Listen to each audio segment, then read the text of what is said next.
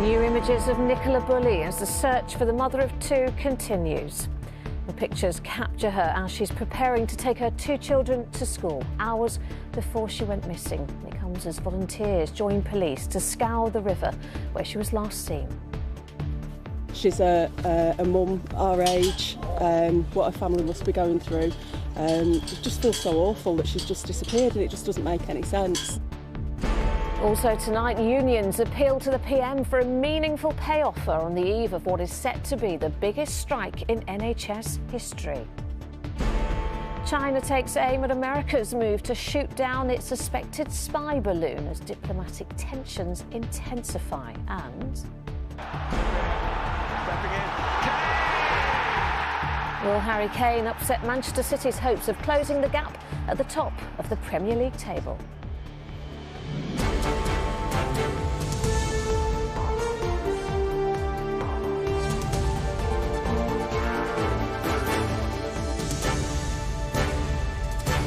This is ITV News with Lucrezia Millarini.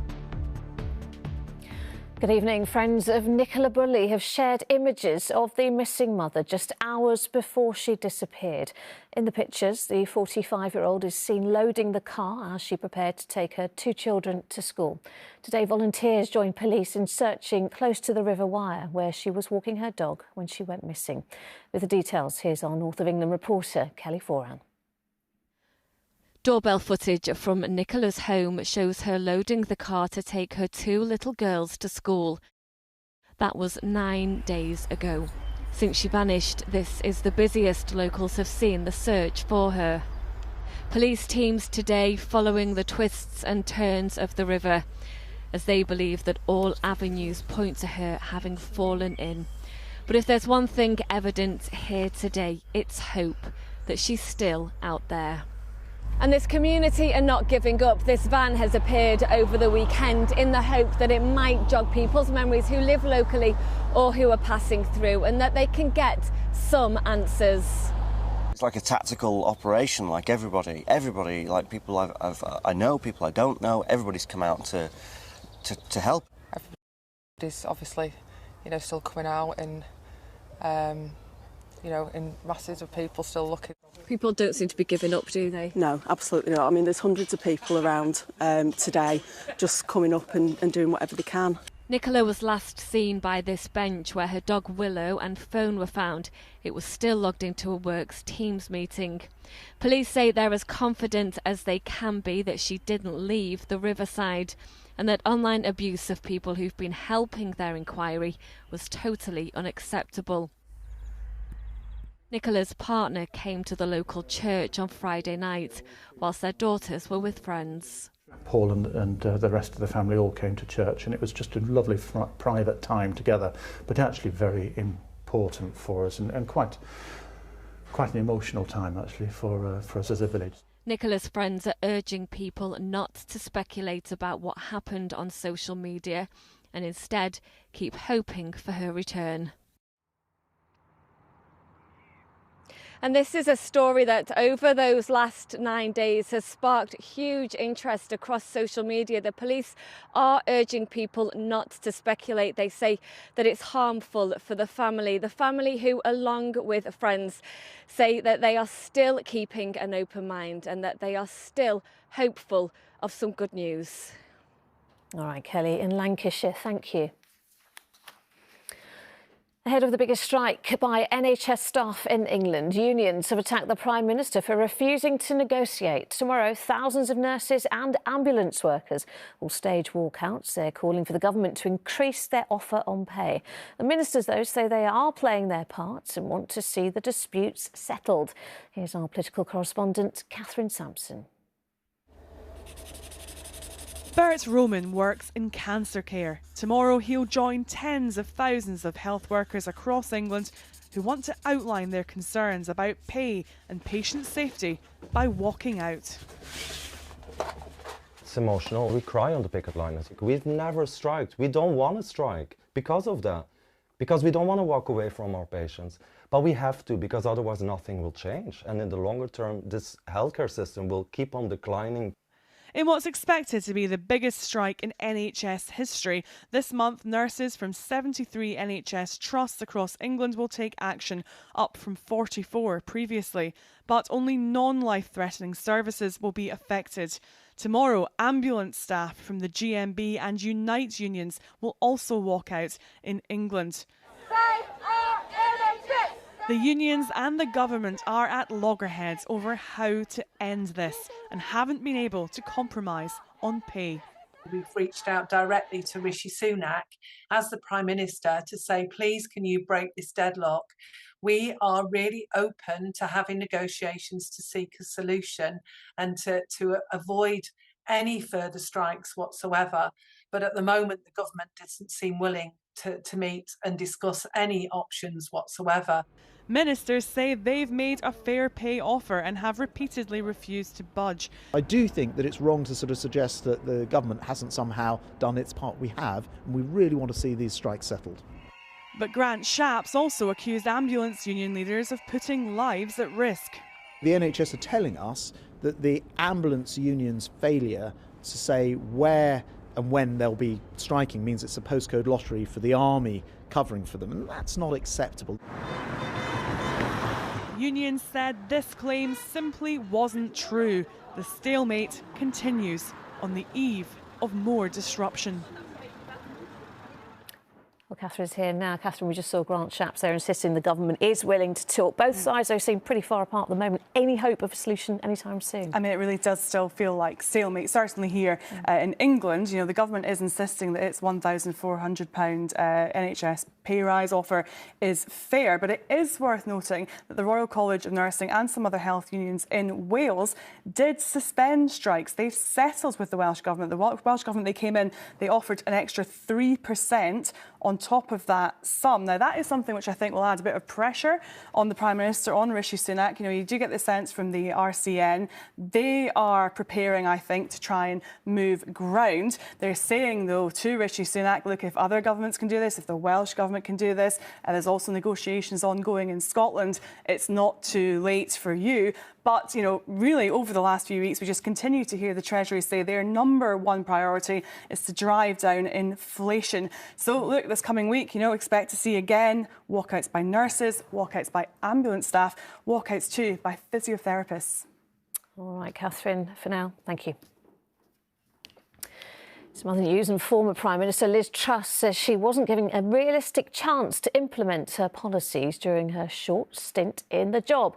Writing in the Sunday Telegraph, Ms Truss defended her and Kwasi Kwarteng's mini-budget. She blames what she calls a powerful economic establishment for removing her from Downing Street. Business Secretary Grant Shapps has told the energy regulator Ofgem to toughen up the way it deals with suppliers. It follows criticism over the way staff working for British Gas installed prepay meters in the homes of vulnerable customers. Ofgem says it shares the minister's shock. And police have renewed their appeal to find Constance Martin and Mark Gordon, who is a convicted sex offender. Police believe the missing couple may be camping in the countryside in East Sussex, but there's growing concern for the welfare of their newborn child. Beijing has criticised the United States after it shot down what is believed to be a Chinese spy balloon. China claims it was a civilian unmanned craft and described the move by America as an overreaction. It was brought down by a missile from a fighter jet while over US territorial waters. An effort is now underway to recover the debris, thought to be spread over several miles, as Ian Woods reports. This was the moment a missile fired from an F-22 fighter jet brought the Chinese spy balloon tumbling into US territorial waters below. The debris, which landed in relatively shallow water, will be collected and analysed.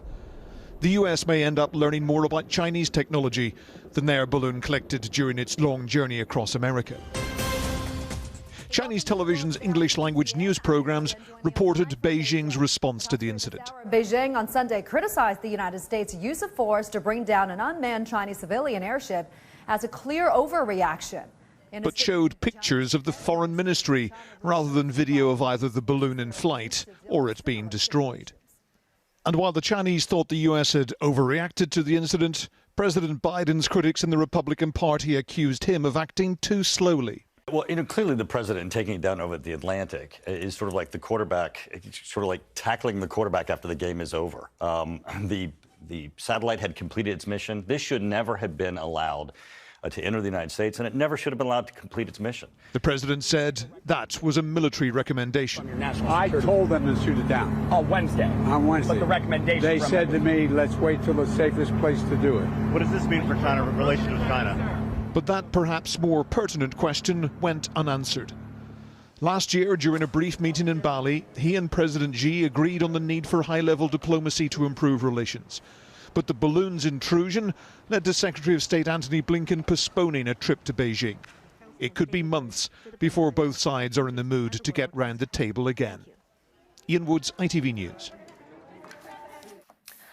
Turning to sport now, and in the Six Nations, it was close and it was tense.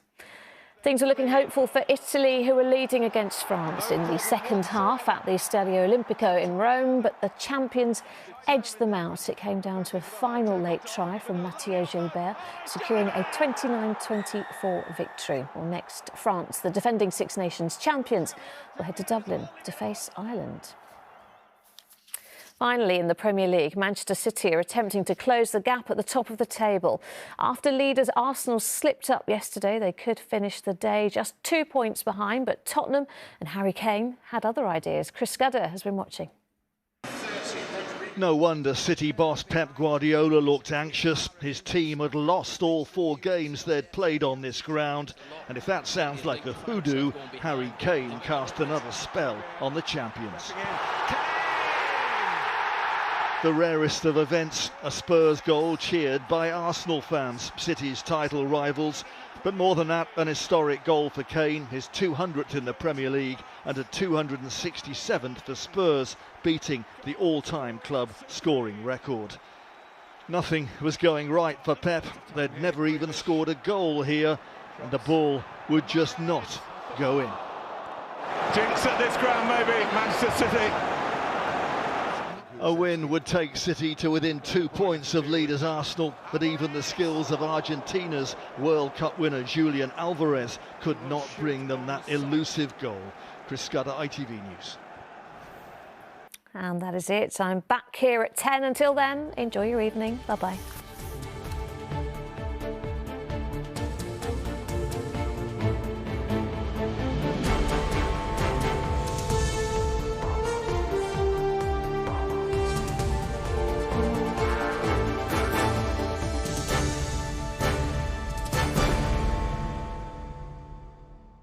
Today we'll see warmer temperatures moving in from the east, especially around tea time. Heinz Beans sponsors ITV National Weather. Hello there, very good evening to you. I hope you've had a lovely weekend. It certainly has been a real step change in conditions yesterday to today. Much colder, much clearer and brighter for most of us. And high pressure is going to be dominating the picture as we look ahead to the next few days. But it slowly starts to sink away, and that's going to allow systems to start moving in across the northwestern parts. So over the next few days, we can expect the south and east to remain largely dry, settle fairly bright, and to the northwest, more in the way of cloud, bits and bobs of rain, and strengthening winds by the middle of the week. So here's the detail for this evening. Clearest and coldest across those central areas, a fairly widespread frost, also some fairly stubborn mist and fog patches for you. It's milder to the northwest. And as we head straight into a new week, you can see that it is going to be a fairly frosty start to the day. The best of the sunshine there towards the southern parts, towards the north, thicker cloud, bits and bobs of rain, and here the mildest conditions. That's it. See you later. Heinz Beans sponsors ITV National Weather.